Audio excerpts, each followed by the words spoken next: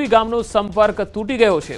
આ તસવીરો ભાભરથી સુઈ ગામના વિસ્તારથી આવી રહી છે, જ્યાં સુઈ ગામમાં 17 ઇંચ વરસાદને પગલે ઠેર ઠેર જળબંબાકારની સ્થિતિ છે। એક કાર તમે જોઈ શકો છો કે અડધી કાર ડૂબી જાય એ પ્રકારનું પાણી મુખ્ય રસ્તાઓ પર, હાઈવે પર ભરાયેલું છે।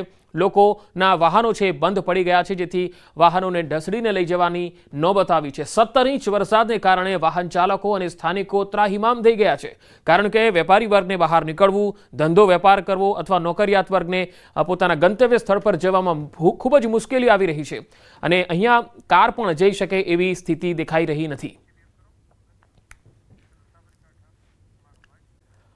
થરાદ તાલુકામાં ભારે વરસાદથી ખેતરોમાં જળબંબાકારની સ્થિતિ સર્જાઈ।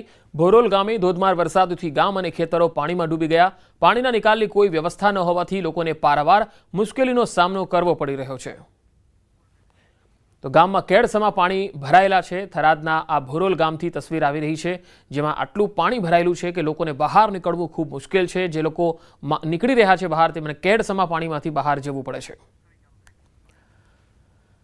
હવે સુઈ ગામની તસવીર આપણે બતાવીએ, જે સરહદીય વિસ્તારમાં આવેલું સુઈ ગામ તાલુકો, જ્યાં 17 ઇંચ વરસાદથી ઠેર ઠેર જળબંબાકારની સ્થિતિ છે। ભાભર સુઈ ગામ હાઈવે પાણીમાં ગરકાવ છે।